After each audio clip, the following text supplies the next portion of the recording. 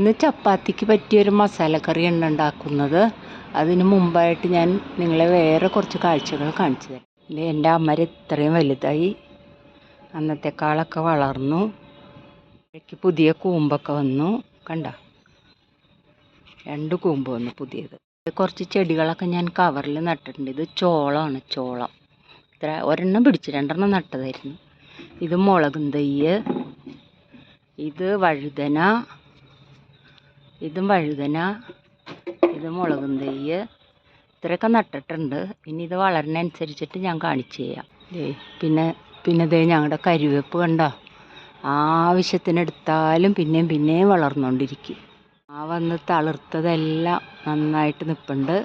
മതിലിൻ്റെ അപ്പുറത്തുള്ളൊരു ചെമ്പരത്തിയാണ്. ഞാൻ അതുമ്മേന്നാണ് വിളക്ക് കത്തിക്കുമ്പോൾ മുട്ട് പറിച്ചുകൊണ്ട് വയ്ക്കും.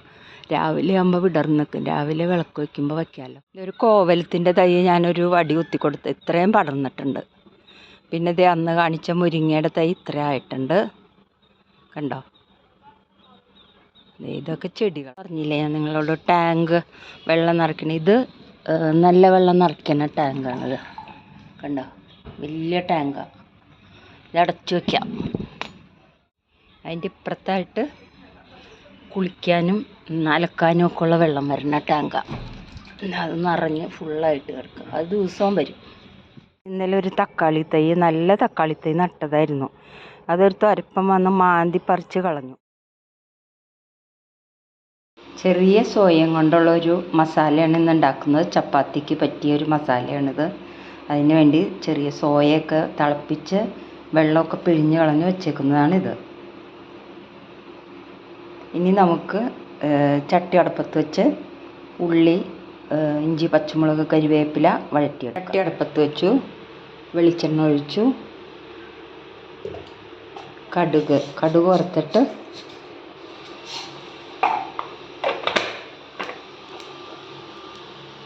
കുറച്ച് കരിവേപ്പില ഇട്ട് കൊടുക്കാം.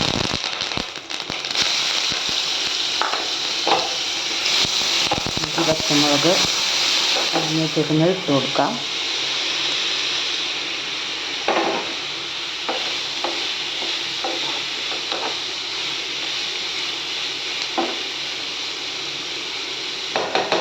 സവാള ഒന്ന് വഴണ്ടി വരട്ടെ. നമുക്ക് അടച്ചു വെച്ച് കുറച്ച് നേരം മൂപ്പിച്ചെടുക്കും. വേവിച്ചെടുക്കാം.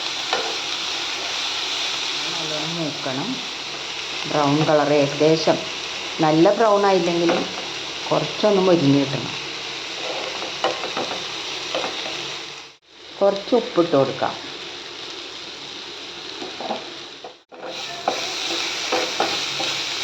സവാള മൂത്തിട്ടുണ്ട്. ഇനി നമുക്ക് തക്കാളി ഇട്ട് കൊടുക്കാം.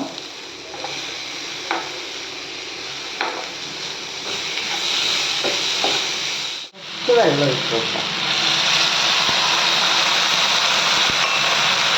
അടച്ച് വയ്ക്കാം. അടച്ച് വെച്ച് വേവിക്കാം.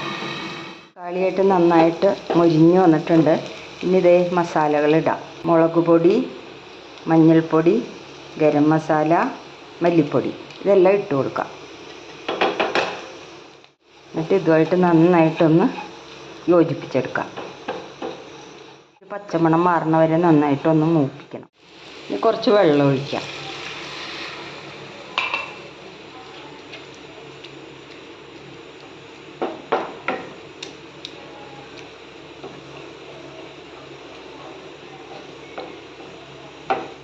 നമുക്ക് സോയ റെഡിയാക്കി വെച്ചേക്കണത് ഇതിലേക്ക് ഇട്ട് കൊടുക്കാം.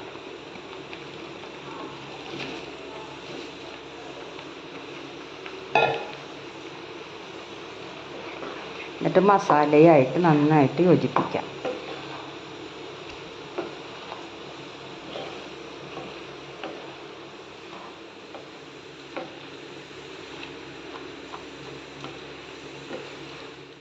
ഇനി ചേർക്കാൻ പോണത് തേങ്ങാപ്പാൽ. 2 പാലും 1 പാലും എടുത്ത് വെച്ചിട്ടുണ്ട്. അതിൽ 2 പാൽ ചേർക്കാം.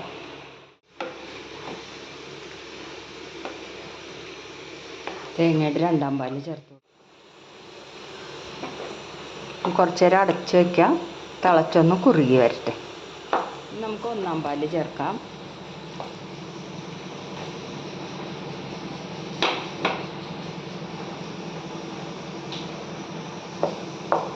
ചപ്പാത്തിക്കല്ലേ പാകത്തിന് വേണമെന്നുണ്ടെങ്കിൽ കുറച്ച് വെള്ളം കൂടി ഒഴിക്കാം, അല്ലെങ്കിൽ കുറച്ച് തേങ്ങാപ്പാലും കൂടി ചേർക്കാം. ഇപ്പോൾ കഴുകി ഒഴിക്കാം, ഗ്ലാസ് കഴുകി കുറച്ച് വെള്ളം കൂടി ഒഴിച്ചു കൊടുക്കാം. ഇനി പതുക്കെ തിളച്ചാൽ വാങ്ങി വയ്ക്കാം. റെഡിയായി കറി എന്നിട്ടുണ്ട്. ഇനി വാങ്ങി വെച്ചേക്കാം. രണ്ടുണ്ട്, അപ്പം അതും കൂടി ഇട്ട് കൊടുക്കാം.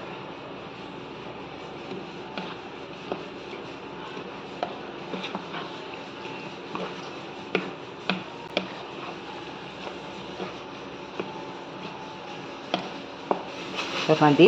സോയാ കറി റെഡി ആയിട്ടുണ്ട്. ചപ്പാത്തിയുടെ കൂടെ നല്ല ടേസ്റ്റാണ് ഇത് കഴിക്കാൻ. ഹെൽത്തിയുമാണിത്.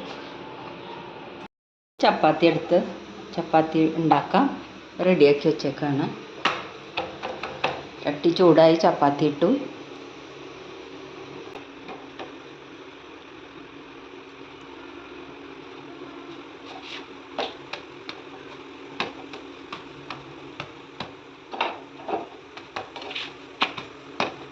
ചപ്പാത്തി കരിയാതെ നന്നായിട്ട് പൊരിച്ചെടുക്കാം.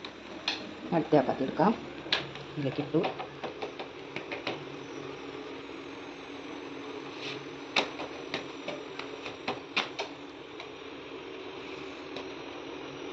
ചപ്പാത്തി നന്നായിട്ട് അപ്പോൾ മുളച്ച് വന്നിട്ട് വാങ്ങിക്കാം. ഞാൻ എൻ്റെ മോളോട് ചോദിക്കട്ടെ എങ്ങനെയുണ്ടെന്ന്. മോളൊന്ന് നോക്കിയേ മോളെ, ടേസ്റ്റ് ചപ്പാത്തിയുടെ കൂടെ എങ്ങനെയുണ്ടെന്ന്.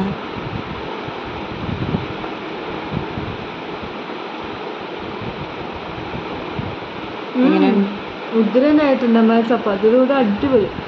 ആണോ? ശരി. അപ്പോൾ എല്ലാവരും ഒന്ന് ഉണ്ടാക്കി നോക്കൂ, എന്നിട്ട് കമൻറ്റ് രേഖപ്പെടുത്തണം. Okay, thank you.